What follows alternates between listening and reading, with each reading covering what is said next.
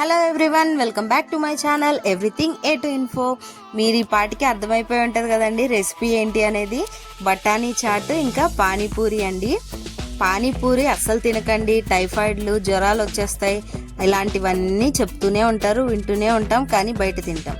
కానీ బయట తింటే వచ్చే అవకాశాలు చాలా ఉన్నాయి. ఎందుకంటే వాళ్ళు ఎక్కడి నీళ్ళతో కలుపుతారో ఏం చేస్తారో తెలియదు.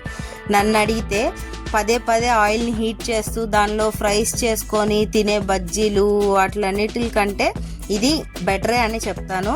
ఎప్పుడు బెటర్ అంటే ఇంట్లో మనం స్వయంగా తయారు చేసుకుంటే. ఎందుకంటే చక్కగా దీనిలో ఉడకబెట్టిన బఠానీలు, శనగలు లాంటివి ఉంటాయి, అలాగే కూరగాయలు కూడా ఉంటాయి. సో ఇది ప్రాబ్లమే కాదనమాట. సో ఇంకెందుకు ఆలస్యం, వీడియో పూర్తిగా చూసి మీరు కూడా తప్పకుండా ట్రై చేయండి. ఫుల్ బంగాళదుంపలు ఒక 3 తీసుకొని వీటిని పీల్ ఆఫ్ చేసేసి ముక్కలుగా చేసేసా. ఆ తర్వాత బఠానీ చూడండి, తెల్ల బఠానీ, ఇది ఓవర్ నైట్ నానబెట్టేసాను అనమాట నేను. సో నానబెట్టేసి ఈ బంగాళదుంపతో కలిపి ఇప్పుడు నేను ఉడకబెట్టేస్తాను కుక్కర్లో వేసేసి. ఇవన్నీ మునిగేంత వరకు వాటర్ పోసేసి కుక్కర్లో పెట్టి ఉడకబెట్టేస్తాను అనమాట. సో చూడండి, ఇవన్నీ కుక్కర్లో వేసేసాక ఇవన్నీ మునిగేంత వరకు వాటర్ పోసాను. ఇప్పుడు దీన్ని స్టవ్ మీద పెట్టేసి ఒక 5 విజిల్స్ వచ్చేంత వరకు ఉడకబెట్టేస్తాను. సో కుక్కర్లో ఇదైతే పెట్టేశాను. ఇప్పుడు ఒక ప్యాన్ పెట్టుకున్న ఇంకొక స్టవ్ మీద. దీంట్లో ఇప్పుడు మనం చేసుకోబోయేది చాట్ మసాలా అనమాట. సో ఈ బౌల్తో హాఫ్ బౌల్ ఇక్కడ లవంగాయలు తీసుకున్నాను. ఫస్ట్ మనం చాట్ ప్రిపేర్ చేసుకోవడానికి చాట్ మసాలా ఇంపార్టెంట్ కదా, ఇది ప్రిపేర్ చేసేసుకుందాం అవి ఉడికేలోపు. సో నెక్స్ట్ ఇదే బౌల్తో సోంపు తీసుకున్నాను. నెక్స్ట్ జీలకర్ర అండి, సేమ్ అదే బౌల్తో. నెక్స్ట్ ధనియాలు, ఇంకా వామ్ కూడా వేయాలి. సో చూడండి, వామ్ మాత్రం నేను హాఫే తీసుకున్నాను అనమాట ఈ బౌల్తో. ఇప్పుడు వీటన్నిటిని ఒకసారి దోరగా వేయించుకోవాలి.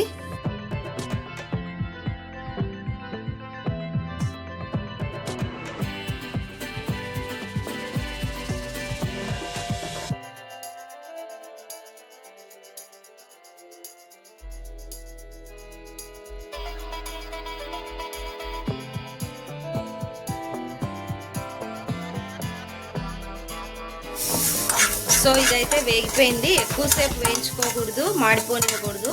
జస్ట్ లైట్గా వాటి నుంచి అరోమా అంతా బయటికి రావాలంటే. సో ఇలా వేయించేసుకున్నాము. ఇప్పుడు నేను స్టవ్ ఆఫ్ చేసేస్తున్నాను. స్టవ్ ఆఫ్ చేసిన తర్వాత సేమ్ బౌల్తో ఆమ్చూర్ పౌడర్ అండి ఇది వేసాను. నెక్స్ట్ హాఫ్ బౌల్ అనమాట నల్లుప్పు, బ్లాక్ సాల్ట్, ఇదంతా ఒక్కసారి మిక్స్ చేసేసి దీన్ని మంచిగా పౌడర్ లాగా గ్రైండ్ చేసేసుకోవాలి. కావాలంటే దీనిలో కొంచెం షుగర్ కూడా యాడ్ చేసుకోవచ్చు.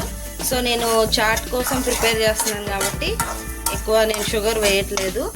బ్లాక్ సాల్ట్ ఇంకా ఆమ్చూర్ పౌడర్తోనే దీన్ని ఇప్పుడు గ్రైండ్ చేయబోతున్నాను.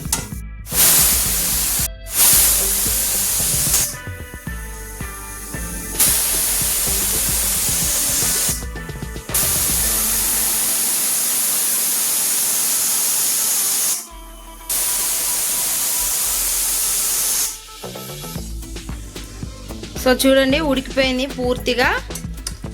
చక్కగా బంగాళదుంప కూడా ఉడికిపోయింది, అలాగే ఈ బఠానీ కూడా చితిపితే ఇలా వచ్చేయాలన్నమాట. ఇలాగా అంత ఉడికించుకోవాలి. ఒకవేళ 5 విజిల్స్కి ఈ మాత్రం ఉడకకపోతే మరొక 2 విజిల్స్ పెట్టి ఉడికిచ్చేసుకోండి. ఇప్పుడు దీనిలో హాఫ్ పార్ట్ నేను పక్కకు తీస్తాను, కొన్ని బఠానీలు, తర్వాత ప్రాసెస్ చూపిస్తాను అనమాట. సో ఇవి నేను పక్కకు తీసేసాను అనమాట. ఈ మిగిలిన దాన్ని మొత్తం ఇప్పుడు మ్యాష్ చేసేస్తాను. సో బఠానీ మ్యాష్ చేసే ముందు ఫస్ట్ ఆయిల్ తీసుకుంటున్నాను అనమాట. ఒక మందపాటి దాకా పెట్టాను, దానిలో కొంచెం ఆయిల్ వేస్తున్నాను.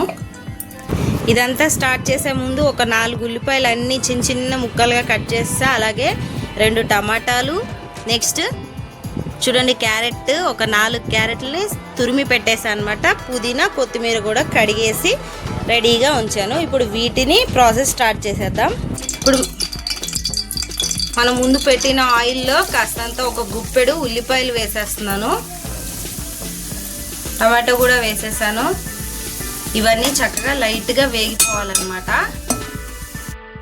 ఇవి కాస్తంత వేగిపోయిన తర్వాత ముందు బఠానీ, బంగాళదుంప ఉడకబెట్టాం కదా, అవి దీనిలో వేసేసి ఇప్పుడు వీటిని బాగా ఉడికించుకోవాలి. ఇంకా ఉడికిచ్చేటప్పుడు ఇలా పప్పు గుత్తితో నేను మ్యాష్ చేస్తూ వీటిని ఉడికిస్తున్నాను అనమాట.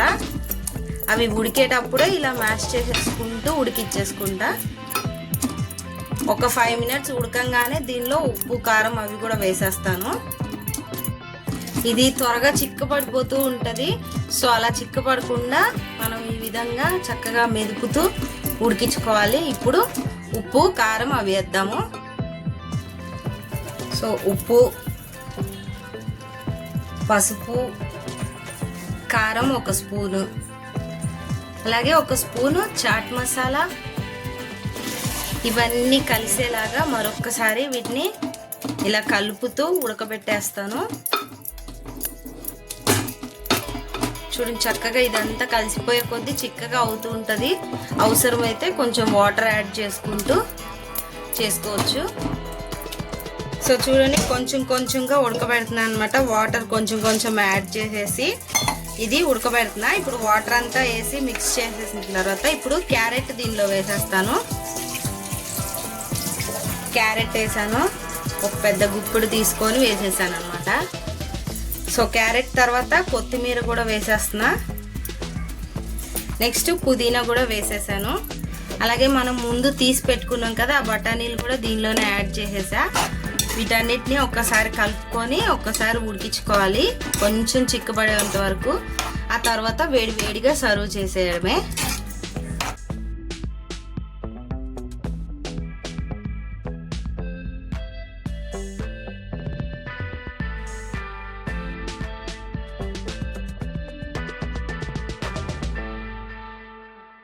ఈ మాత్రం ఉడికిన తర్వాత దీన్ని ఫస్ట్ నేను పానీపూరి కోసం కొంచెం పక్కకు తీసేస్తున్నాను అనమాట ఒక బౌల్లోకి. చూడండి, ఇలా ఒక బౌల్లోకి మాత్రం తీసి తర్వాత ఇంకా కొంచెం చిక్కబడేంత వరకు ఉడికిస్తాను చాట్ కోసం. సో ముందు చాట్ని వేడి వేడిగా సర్వ్ చేసేసుకుంటే తర్వాత పానీపూరిని కూడా తినేయచ్చు. చాట్ కోసం ఫస్ట్ నేను ప్లేట్లోకి తీసిన వేడివేడిగా. ఇంత చిక్కగా ఉంటేనే బాగుంటుంది అనమాట, వాటర్ వాటర్గా లేకుండా. కాస్తంత క్యారెట్, ఉల్లిపాయలు, అలాగే టమాటా, అలాగే కొంచెం కారపూస అనమాట.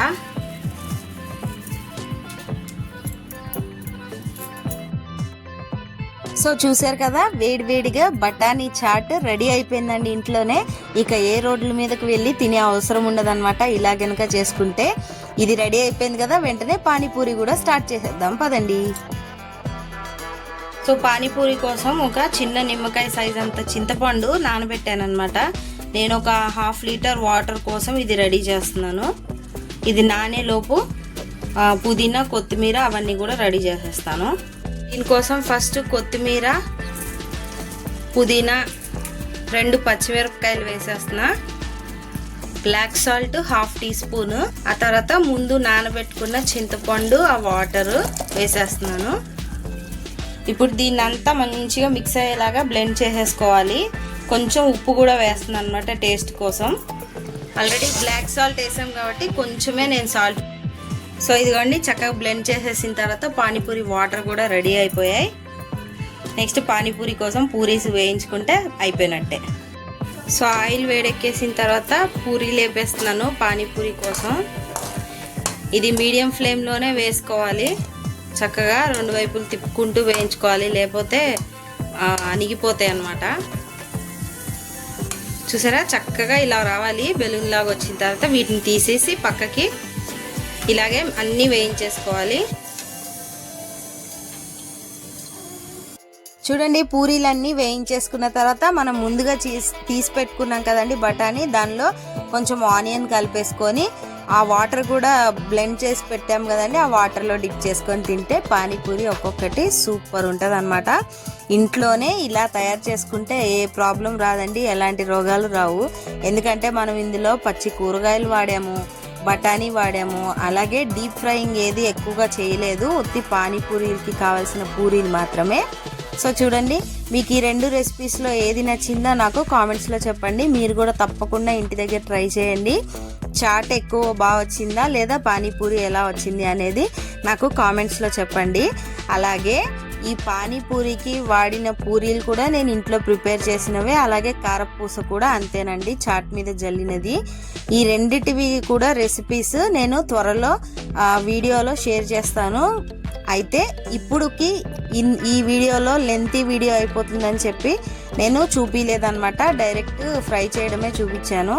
సో మీరైతే ఈ రెసిపీస్ని తప్పకుండా ట్రై చేయండి, ఎలా వచ్చిందో నాకు కామెంట్స్లో చెప్పండి. అంతకన్నా ముందు నా ఛానల్ని సబ్స్క్రైబ్ చేయడం మాత్రం మర్చిపోకండి. నచ్చితే ఒక లైక్ ఇచ్చుకోండి, అలాగే మీ ఫ్రెండ్స్ అందరికీ కూడా షేర్ చేయండి. Bye bye.